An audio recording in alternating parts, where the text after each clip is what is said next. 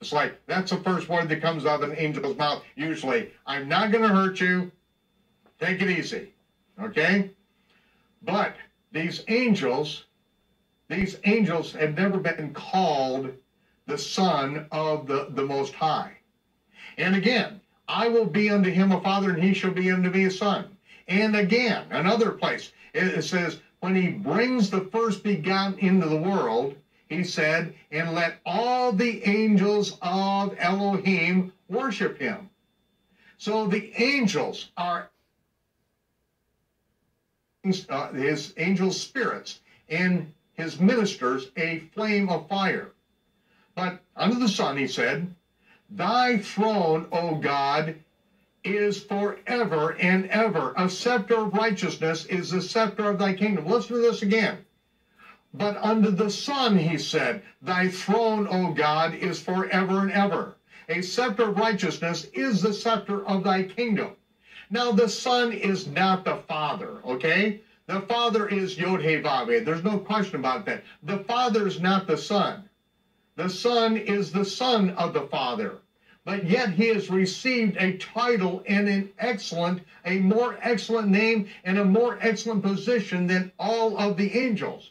Under the sun, he said, thy throne, O God, is established forever. Now, let's go and find this in Psalm 45. Psalm 45. Now, we could go and read the whole thing. I don't think we're going to tonight, but let's start at the beginning. My heart is inditing a good matter. I speak of the things, this is David, I speak of the things which I have made touching the king.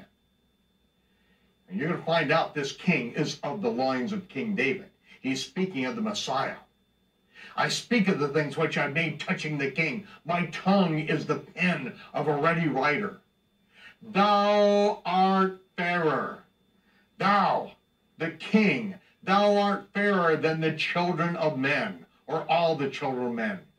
Grace is poured into thy lips. Therefore God hath blessed thee. Elohim has blessed thee forever. He's speaking of the king that shall come. Gird thy sword upon thy thigh, O most mighty, with thy glory and thy majesty. And in thy majesty ride prosperously because of truth and meekness and righteousness. And thy right hand shall teach thee terrible things. Thine arrows are sharp in the heart of the king's enemies, whereby the people fall unto thee. Thy throne, O God.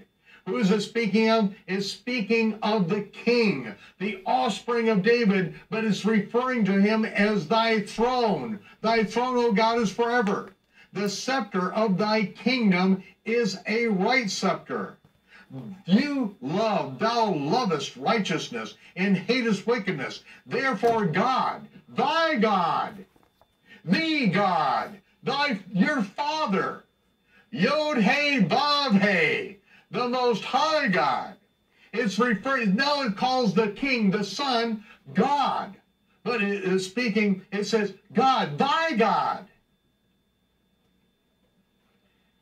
And so in one verse it is calling the king, the son, God, and then it is calling the Most High God, who is his God. Thy God hath anointed thee with the oil of gladness above thy fellows. All thy garments smell of myrrh and aloes and cassia, and out of the ivory palaces whereby they have made thee glad. King's daughters were among the honorable women. Upon thy right hand did stand the queen in the gold of Ophir. Now, we're not going to continue reading on, but all right. Well done, Mr. Rude. Yeah, notice how we quit at the queen on the right of Jesus. Are you his bride, or are you in the wedding party? Let's find out.